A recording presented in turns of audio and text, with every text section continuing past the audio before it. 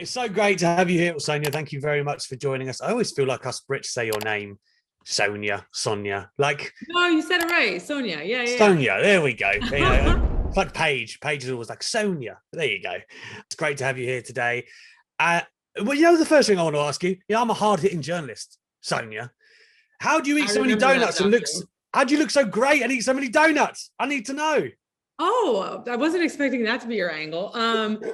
Well, life is all about balance, as you know. And so, I mean, 90% of the reason why I work out is so that I can eat whatever I want. That Full makes a lot of transparency. sense. I mean, I literally I'm like, okay, 30 extra minutes of cardio. I can totally have that donut later or that slice of pizza. Like that's how I think because I'm such a foodie. I grew up in the Northeast, like everything is pasta, pizza, Yeah. any kind of baked good. So it's very important to me. I can imagine that 30 minutes on the treadmill, just picturing that damn donut. But congratulations on all of that, by the way. Yourself and Mandy doing great in that Thank space. you. We're here to talk about WrestleMania on sale today as well, right? People can get their travel packages now, 3rd of April, AT&T in Texas. Like, man, I hope I'm there. Can't wait to such a massive arena or stadium, I should say, to hold Yeah. WrestleMania. The thing I wanted to ask you about WrestleMania, right, is the Otis and Dolph and Mandy angle was so great. Everyone loved it, right? And the pop would have been insane with the kiss if like it had been in front of people. It would have been an Come all-time, on. all-time pop we're talking here. You haven't had the chance to have like a singles at Mania yet, or you were a part of that match, in Dolph's corner, but you haven't had a featured thing yet. If Sonya could do like whatever she wanted to do at WrestleMania, like the perfect story, talk to us. What would WrestleMania 38 look like? Well, first of all, I hate you for bringing that up because it it was such a cool story with so much hard work put into it. And Yeah. it would have been epic to have that in front of like a real WrestleMania crowd. So me and Mandy always say that the reaction would have been really cool. So to see the fans. But that being said, yeah, I've yet to have my singles match at WrestleMania, and that's something that's obviously a goal of mine in the near future. And there's so many scenarios that I would love.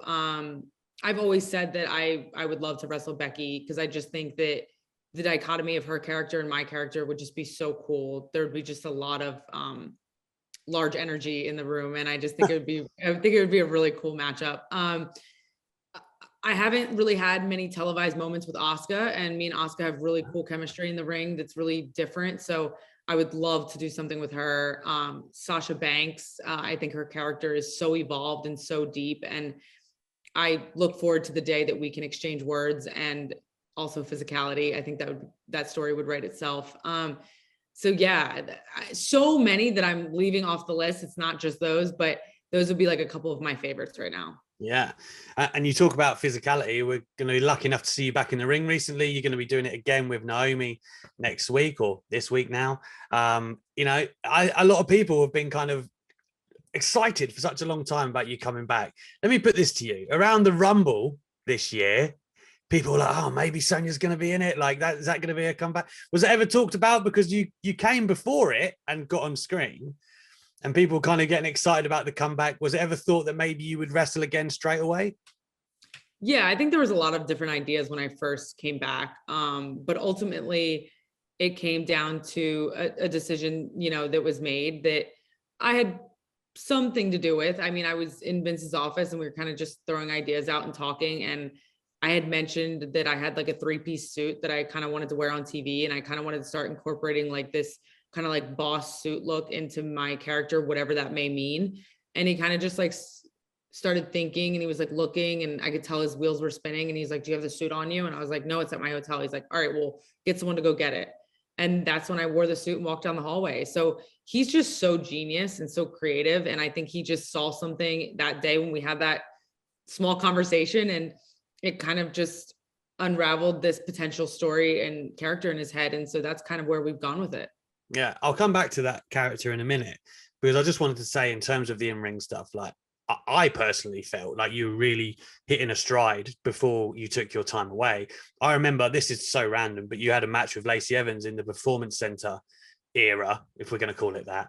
And I thought it was so great. You two looked like you beat the crap out of each other. Like the chemistry was so good.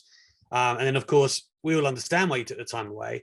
But like from that perspective is what I'm saying is, did you feel like you were really hitting a high and then like to come back and try something else, like more of a character? I guess is that something like a bit of a departure for you where it's like, oh man, I was really going somewhere? First of all, that match with Lacey is one of my favorite matches to date. I loved it. We had 2 at the PC and they were both my favorite matches. But yeah, I mean, obviously there's things in life we can't predict and things happen and go different ways. And I am a firm believer that everything happens for a reason. So coming back in this role, I looked at it as growth. I looked at it as showing the audience that there's more layers, that people know I can fight. You know, I come from an MMA background. Yeah. I can we can throw down, but showing them that I had this whole other layer to my character and this whole other skill set that they hadn't seen before was something that was important to me. And to be able to show that, yeah, I can be sociopathic Sonya Deville from 2 summers ago, or I can be large in charge Sonya Deville. I think that's important to, as a performer, to have the diversity in my character. And so it's been like kind of like a proud thing for me over the last year to be able to showcase this and what it's going to lead to. And all this year of work and building is just going to lead to something bigger and greater in the ring when we get back there. You know, people like Steve Austin, they always say like the key in WWE, I guess, is getting closer or having a relationship with Vince, being an authority figure like this and more of a character. Do you think this is the closest or the most you've worked kind of directly with him in the company? Yeah, I mean, we've developed a really great relationship over the past few years. A lot. I've gone to him with things and ideas, and he's always been so like supportive and receptive of what I've wanted to do. And the thing with Vince is, and I was saying this earlier, is like, if you're passionate about something and you go in there and you're like, hey, like, I'm going to kill this, like, just give me the opportunity, like, he'll give it to you. Just when you get it, don't mess it up. Like, you know, but that's the type of boss he is. And he, you know, I went to him a couple of years ago and I was like, hey, like, let me show you that I can talk on the mic the same way that I can punch people in the face, basically. Yeah. And he was like, okay. And that's when I got the me and Mandy promo in the middle of the ring. It was like 7 minutes long or something. But prior to that, I had never really had the mic. And so for him to kind of take that opportunity, but I told him, I was like, I promise I won't let you down. Like, please just give me one shot. And he did. And so that kind of unraveled a whole another part of my character that nobody had seen before. And that's, you know, what I'm doing now. I'm showing people that I have even more diversity. So yeah, my relationship with Vince is great. And he's a great boss. And if you have passion for this company and you love what you do, he reciprocates that. First of all, that promo killed. I mean, it was universally loved. You don't need me to say that. But second of all, where you're at right now, because I can tell you're really enjoying what you've been doing, but is the itch to wrestle, is it beginning to outweigh, like, where are you with that? You must be sick of contract signings. We know this, but what about wrestling again? I would say like midway through last year, like I was really itching to get back and I was like, I want that, you know, I was really, really antsy. But then I kind of settled into the role and I was like, wait a second, the longer I'm in this and the more heat that I can get from this, the better the in-ring return will be one day. You know, you put so much work into a character and then it usually pays off in the end, because I think consistency is key too. I think you need to really let the fans know that like, this is who you are now and you're here to stay. And then when you switch it up on them and you get back in the ring, I think they're going to be excited. You know, it's been over a year and a half since I've wrestled, which is so crazy to think about. But I think I've put in a lot of good work in that year and a half that's going to pay off when I get back in the ring. Let me ask you something, Sonya. Were you going to shave your head? You'll never know. Oh, come on. You'll never know. I mean, just conventional wisdom, right? You ended up departing, so we don't know. But somebody was getting their head shaved at SummerSlam. Whose idea was that? Creatives. It was an idea that was floated around, and they were like, do you guys want to do the match? Will you do the match? And I was like, we were both like, hell yeah, let's do it. Wow. We had put so much work in that story that it needed an epic ending. It needed a grand finale. And so it needed something high stakes.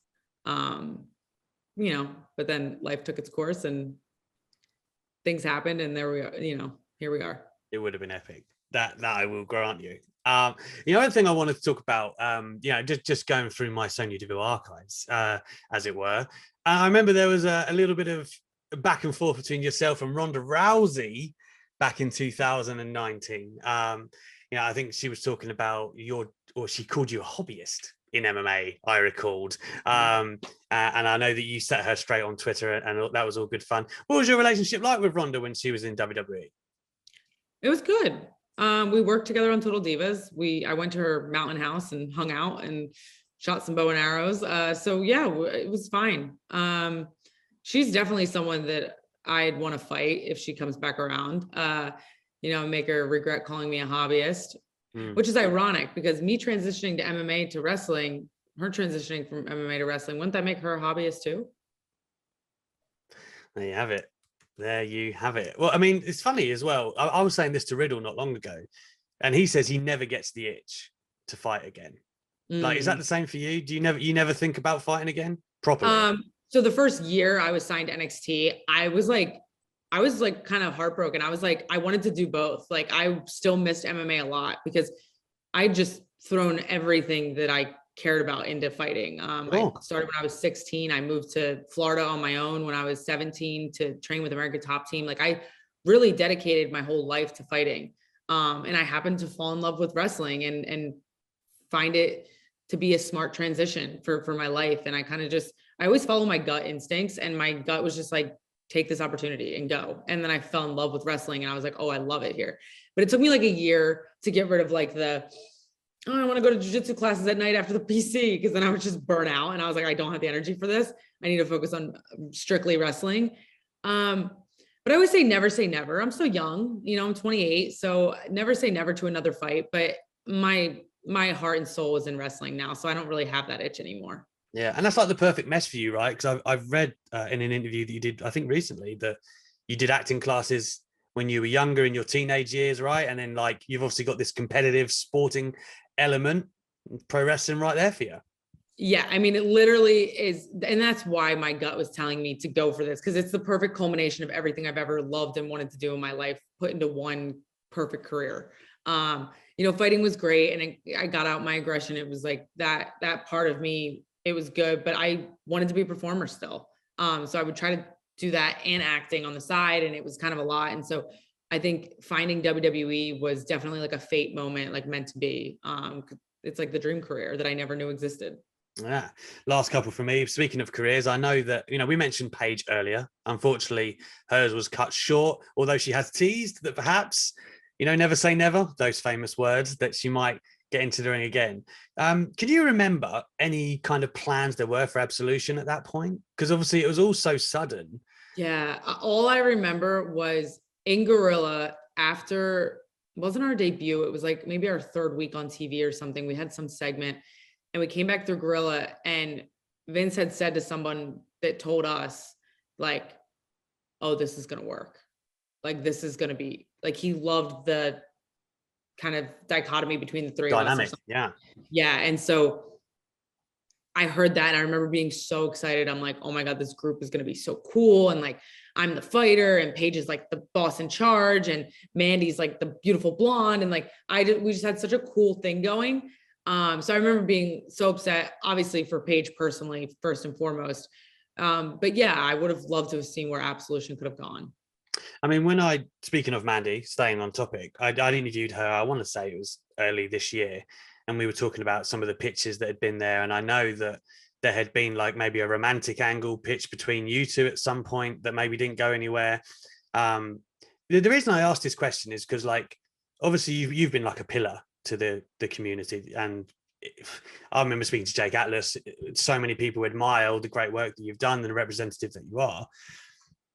Is there that part of you that's like, I would like to portray it properly on WWE TV? Because, you know, they dabbled, like Lana and Liv had that short-lived thing, but I guess from your perspective, is it important to embody that on TV? Would you like to present it a certain way? I'm just very curious on your ideas around that.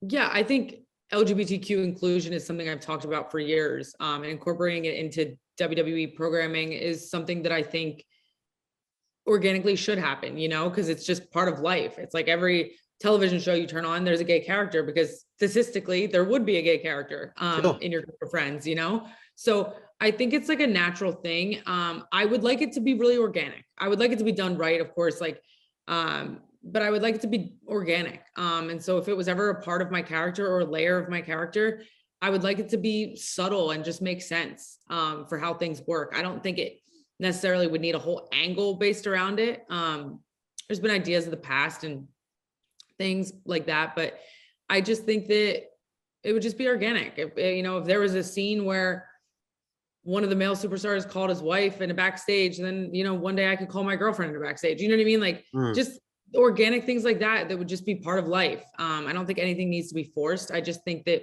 and some people think representation, they think like, oh, we're going to do like a love angle with Sonya and Mandy. And it's like, no, it doesn't mean that. It means that you could just one day find out my character likes women, and that would be cool, I think it definitely would be cool. And listen, speaking of cool, I'm very excited to watch you wrestle on the regular again. So I'm not going to get my hopes up, but I'm looking forward to seeing it this week. And I'm going to speak it into existence that you do something big at WrestleMania 38 next year in Texas. Obviously, everyone knows they can get their travel packages now through WWE. Sonya, thank you so much. Thanks, Alex. Have a good one. See you at WrestleMania.